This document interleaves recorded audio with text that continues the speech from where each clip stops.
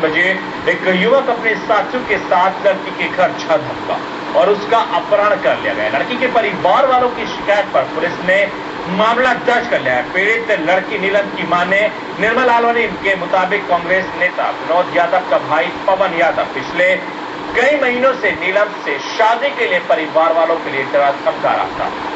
पीड़ित परिवार पहले सिंधी कॉलोनी में रहता था, वहां भी पवन यादव और उसके साथियों ने इसे परेशान कर रखा था। लगातार शादी के लिए दबाव बनाने के बाद ही कुछ वक्त पहले पवन ने नीलम की उस ऊपर केरोसिन डालकर आग लगाने की कोशिश भी की थी। बहरहाल पुलिस ने अपहरण का मामला दर्ज कर लिया है। अभी तक किसी आरोपी की गिरफ्तारी नहीं हुई।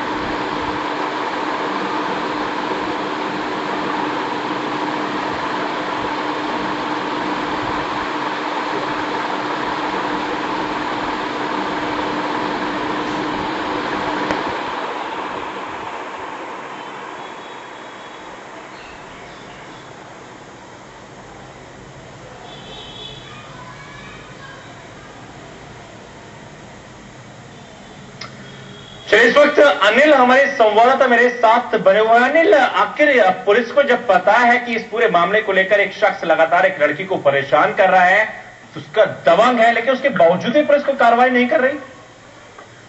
पुलिस का कहना था कि ये एक दूसरे को पहले से ही पहचानते थे और पुलिस इसलिए इस मामले से थोड़ा दूरी बनाए रखी हुई थी। जी अनिल, क्या इस पूरे मामले को लेकर कोई प्रेम प्रसंग का मामला था या फिर और कुछ वजह बताई जा रही है? पुलिस का तो यही मानना है कि ये प्रेम प्रसंग का ही मामला है, लेकिन घर वालों का बिल्कुल इस मामले में कहना है कि एक तरफा प्यार है और वो बार बार इसको यहाँ से उठाने और शादी करने के लिए प्रताड़ित करता रहा है पवन। जी अनिल, क्या लड़की के परिवार वालों से आपकी बात हुई है? क्या कुछ कहना है लड़के के परिवार वाले, क्या कुछ कह रहे हैं? परिवार वालों का स्पष्ट रूप से कहना है कि पुलिस हमारी किसी प्रकार से जो है वो मदद नहीं कर पा रही है और कम से कम 8 घंटे हम थाने में बैठे तब जाकर के प्रकरण दर्ज किया गया है। और पवन यादव जो है वो निश्चित रूप से लड़की को जो है जबरदस्ती शादी के लिए प्रताड़ित कर रहा है और उनके घर पर पिछले मई में आकर के उसने ये हरकत फिर की थी इस प्रकार की। जी, लेकिन लड़की के ऊपर केरोसिन डालने की बात यहाँ पर सामने आई है अनिल।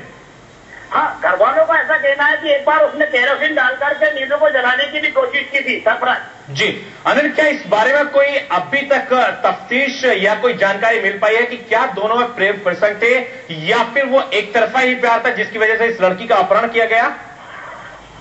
पुलिस इस मामले में यही कह रही, लेकिन ऐसा प्रतीत होता है कि कहीं ना कहीं ये एक दूसरे को, नीलू और पवन एक दूसरे को जानते थे पिछले कुछ महीनों से। चलिए अनिल, आप मेरे साथ लाइन पर बने रहिएगा। तो एक लड़की का अपहरण कर लिया गया है, लेकिन अभी तक ये तस्वीर साफ नहीं हो पाई है कि प्रेम प्रसंग के चलते वो लड़की साथ गई है या फिर वाकई में उस लड़की का अपहरण कर लिया गया, लेकिन परिवार वाले उसके ऊपर लगातार इस तरह का आरोप लगा रहे। बहरहाल मध्य प्रदेश के एक खंडवा में कल रात मजदूरी के पैसे मांगने के विवाद के विरुद्ध एक हत्या कर दी गई। गांव के लोगों को मजदूरी कराने के लिए दलाल दूसरे प्रदेशों में ले जाते हैं जहां उनके खाने पीने की कोई व्यवस्था नहीं होती है, उल्टा उनकी मजदूरी भी नकद नहीं मिलती है। दरअसल पिपलौद के गांव समेश्वर के रहने वाले महाराष्ट्र के नांदेड़ में गांव के ठेकेदार धूर सिंह के साथ मजदूरी करने गांव के बाकी मजदूरों के साथ गया था। दल्लू को धूर सिंह के नियमित मजदूरी का भुगतान पिछले 3 महीने से नहीं किया गया। इसके चलते दल्लू ने अपने गांव वापस लौटने की ठानी थी। तभी धूर सिंह ने उसे 300 रुपए दिए और बाकी पैसा गांव चलकर देने की बात कही। दल्लू ने कई बार धूर सिंह के अपनी मजदूरी का पैसा वापस मांगा, लेकिन उससे कुछ नहीं मिला।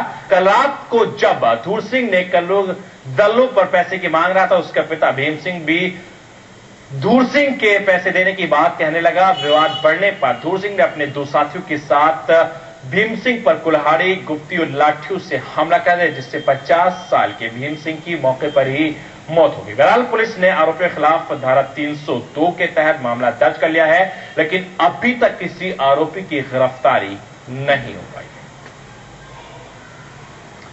चलिए अनिल, इस वक्त हमारे संवाददाता मेरे साथ खंडवा से ही बने हुए हैं। अनिल, आपसे जानना चाहूंगा, एक बुजुर्ग जो मेहनत मजदूरी करता है, अपने पैसों की गुहार लगाता है और एवज में उसको लाठी डंडे मिलते हैं, मौके पर मौत हो जाती है, क्या पुलिस वहां पर आंख मूंद कर बैठी हुई है क्या?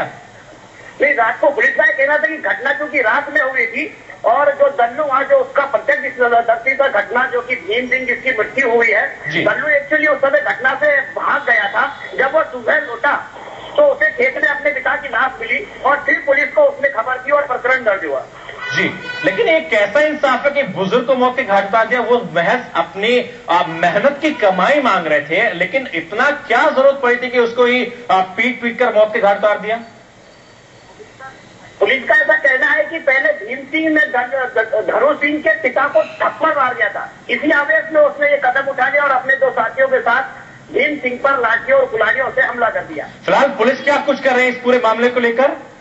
पुलिस अभी इस मामले को लेकर के छानबीन करने की बात कह रही है, लेकिन अभी तक कोई भी आरोपी गिरफ्तार नहीं किया जा चुका है। चलिए, बहुत बहुत शुक्रिया अनिल इस तमाम बातचीत के लिए। तो अनिल हमारे संवाददाता खंडवा से हमारे साथ बने हुए थे, बता रहे थे कि किस तरीके से एक मजदूर ने अपनी पैसों की मांग की थी, लेकिन उसके बदले में उसको मौत मिली। बहरहाल नवाबी शासन में भोपाल रियासत के गांव मैना बेगम के